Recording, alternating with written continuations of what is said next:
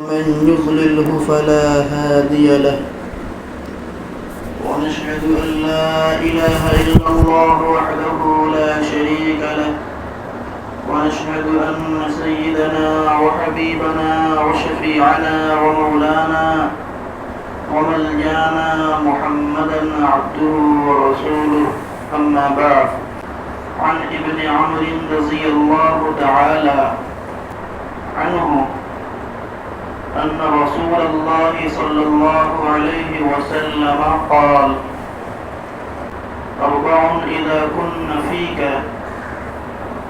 فلا عليك ما فاتك من الدنيا صدق الحديث وحفظ الأمانة وحسن الخلق وعفة مطعم أو كما قال رسول الله صلی اللہ علیہ وسلم. عزیز طلباء، اللہ کا لاکھ لاکھ شکر اور اس کا احسان ہے کہ اللہ تعالی نے ہم سب کو ایمان والا بنایا، دائرہ اسلام میں ہم سب کو داخل کیا. اسلام کے معنی آتے ہیں ماننے کے، اسلام کے معنی آتے ہیں ماننے کے، کہ جو آدمی اللہ کے سامنے، اللہ کی باتوں کے سامنے، اللہ کے رسول کی باتوں کے سامنے اپنے آپ کو پیش کر دیتا ہے، تو یہ حقیقت میں مسلمان ہے. ابھی آپ کے سامنے حدیث پاک کی روایت کی گئی ہے. عبداللہ ابن عمرو رضی اللہ تعالی عنہ بہت بڑے جلیل القدر صحابی ہیں. حضور علیہ الصلوۃ والسلام سے نقل کرتے ہیں کہ حضور علیہ الصلوۃ والسلام نے فرمایا کہ لوگوں، اگر تمہارے اندر یہ چار باتیں ہیں، یہ چار خصلتیں ہیں، چار عادتیں ہیں، یہ چار اوصاف اگر تمہارے اندر ہیں تو دنیا کی ساری چیزیں ختم ہو جائے، تم سے لٹ جائے، تم سے دنیا کی کوئی چیز بھی اگر تمہیں نہ ملے تو اس پر افسوس مت کرو. فرمایا صدق الحدیث، کہ آدمی سچائی کو اختیار کرے، اپنے باتوں میں ایک وزن پیدا کرے. آدمی اپنی باتوں سے جانا جاتا ہے اور اپنی باتوں سے ہی اس کا وزن ہوتا ہے. آدمی اگر سچ بولتا ہے، راستگی کو اختیار کرتا ہے، سچائی کو اختیار کرتا ہے، تو معاشرے میں بھی اس کا ایک وزن ہوتا ہے. حضور پاک صلی اللہ علیہ وسلم کی پوری زندگی کا مطالعہ کریں تو ایک چیز آپ کو ایسی ملیں گی کہ جس پر سب کا اتفاق ہے کہ آپ صادق ہیں، امین ہیں، امانت دار ہیں، آپ ہمیشہ سچ بولتے ہیں. نبوت کے وقت بھی سارے کفار و مشرکین کا اس پر اتفاق تھا کہ آپ ہمیشہ سچ بولتے ہوئے آئے ہیں. جب یہ آیت نازل ہوئی وَأَنذِرْ عَشِيرَتَكَ الْأَقْرَبِينَ، تو حضور پاک صلی اللہ علیہ وسلم نے اپنے رشتہ داروں کو، کفار مکہ کو صفا پہاڑ پر جمع کیا اور آپ نے فرمایا کہ بتاؤ، اگر میں تمہیں یہ کہوں کہ اس پہاڑی کے پیچھے دشمن تمہارا کوئی انتظار کر رہا ہے، دشمن تم پر حملہ کرنا چاہ رہا ہے، تو کیا تم اس کو مانتے ہو یا نہیں مانتے ہو؟ کفار مشرکین نے اس کو کہا جربناک مرارا وما رأینا فیک الا صدق یا محمد، کہ ہم نے آپ کا بار بار تجربہ کیا، بار بار میں نے آپ کو آزمایا، لیکن ہمیشہ آپ کے اندر سچائی ہم نے پایا ہے اے محمد.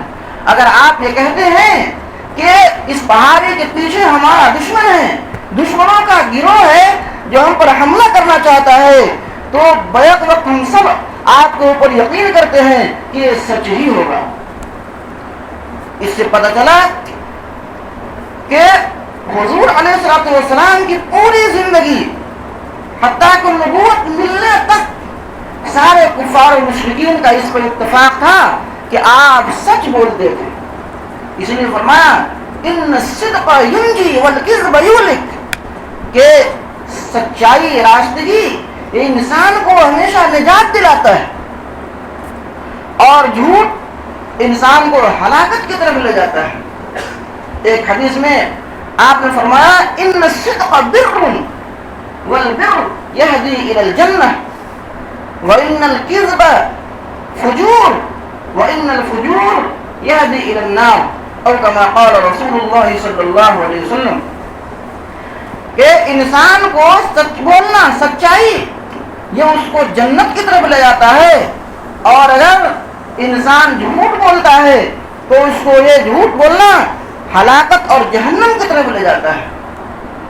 اسی لیے نبوت ملنے سے پہلے اپنے عمل سے, اپنے رہن سہن سے آپ نے اس بات کو بہت زیادہ فروغ دیا کہ انسان سچائی کو اختیار کرے.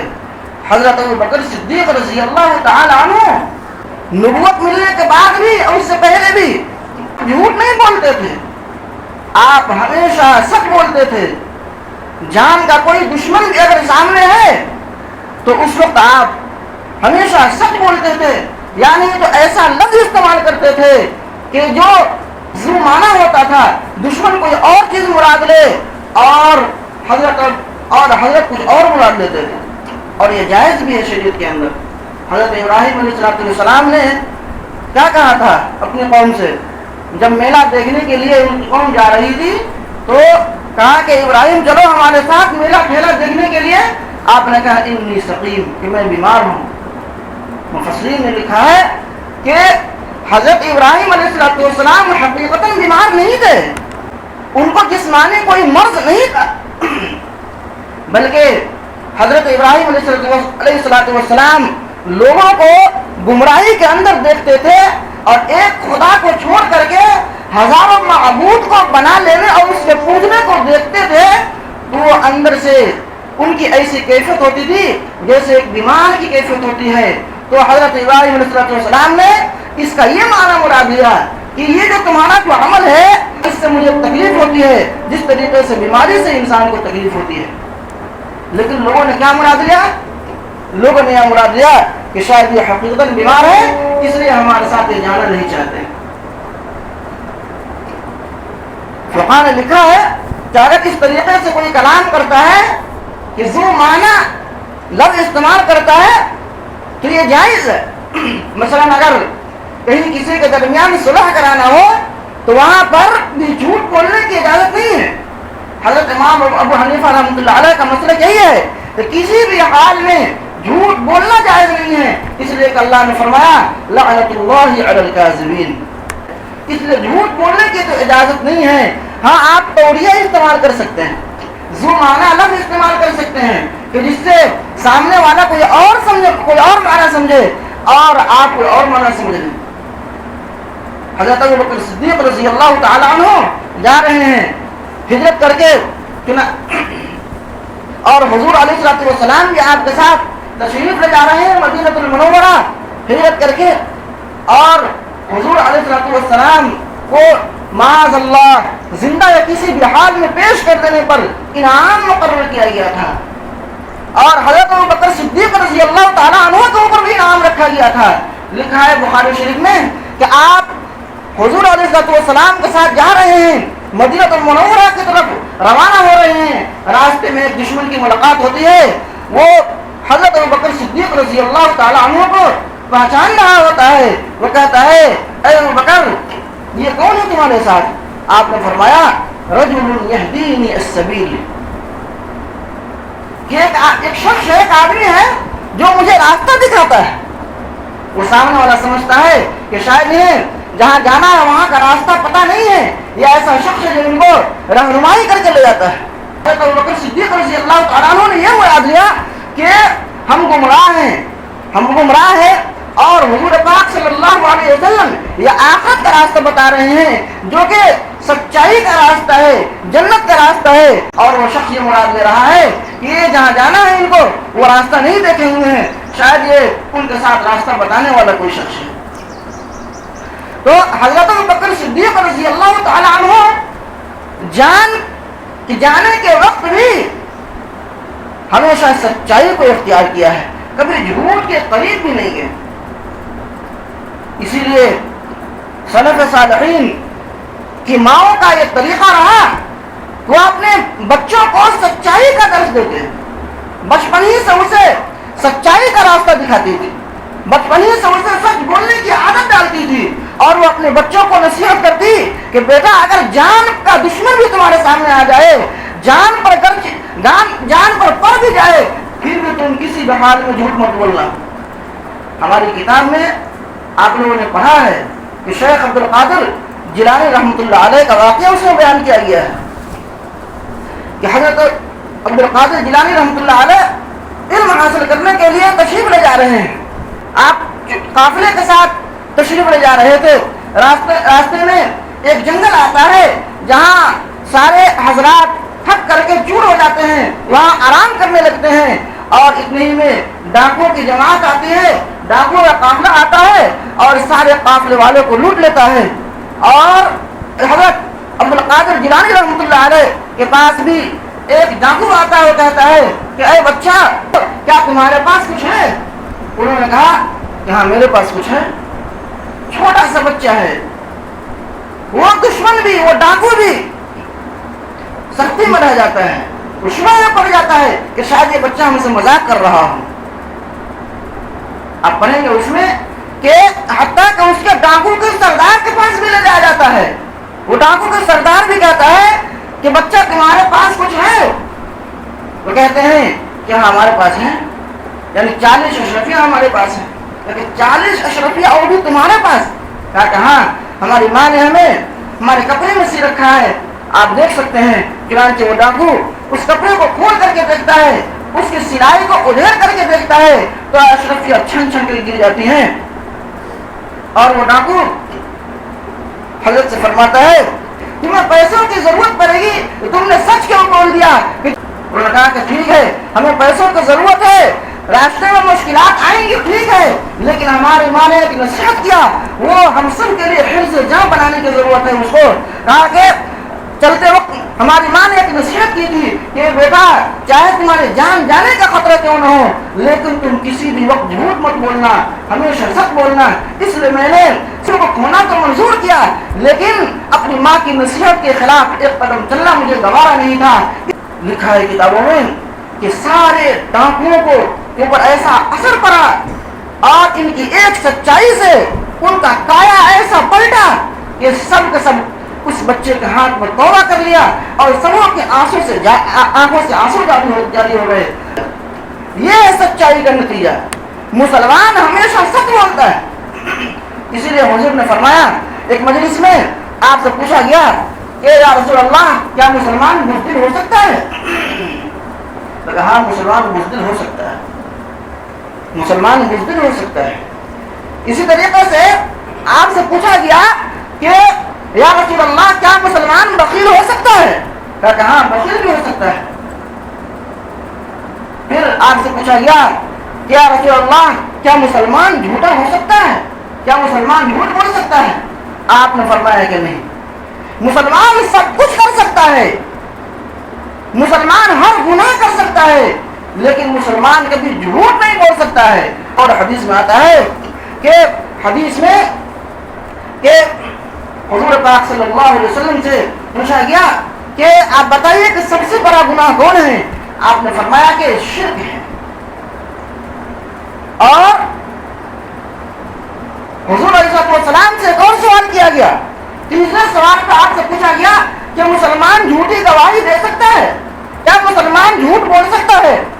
لکھا ہے روایت میں کہ آپ ٹیک لگائے ہوئے تھے, آپ اٹھ کر کے بالکل چوکنا ہو گئے, بالکل متنبع ہو گئے, اور آپ نے فرمایا کہ اللہ اکبر, مسلمان ہر گناہ کر سکتا ہے لیکن مسلمان جھوٹی گواہی نہیں دے سکتا ہے, مسلمان جھوٹ کے قریب بھی نہیں جا سکتا ہے. آج دیکھیے جھوٹ کا کتنا بازار گرم ہے, بات بات پر جھوٹ. جہاں کوئی منفرد سامنے آئی اور اس کے لیے جھوٹ بولنا پڑا تو انسان بغیر کسی دریغ کے, بغیر کسی افسوس کے انسان جھوٹ بول دیتا ہے. جھوٹ بولتا ہے کہ نہیں بولتا ہے؟ جھوٹ بول کر کے آدمی نوکری لے لیتا ہے, جھوٹ بول کر کے انسان کسی کی بیٹی کو حاصل کر لیتا ہے, اسے پوری زندگی تکلیف پہنچاتا ہے. جھوٹ بول کر کے انسان 2 خاندانوں میں لڑا دیتا ہے, 2 دوستوں میں لڑا دیتا ہے. جھوٹ سے تقریباً ہر گاؤں والے پریشان ہیں. کوئی بھی ایسی جگہ نہیں ہے کہ جہاں لوگ جھوٹ سے پریشان نہ ہوں. مدرسے والے ہی پریشان ہیں جھوٹ سے. فارم پر کچھ اور دستخط کیا جاتا ہے اور اپنے عمل سے کچھ اور ثابت کرتے ہیں.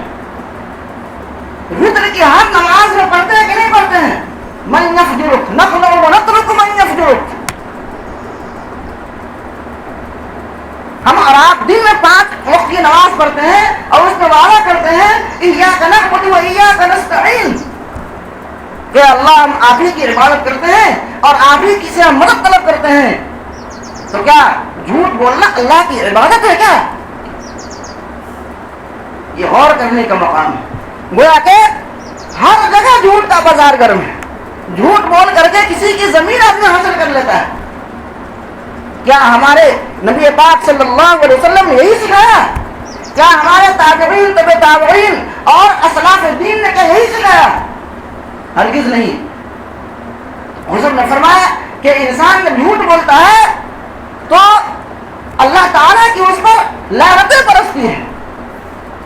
ایک کتاب میں لکھا ہوا ہے, یہ حضرت مفتی الہی بخش رحمۃ اللہ علیہ کا واقعہ ہے.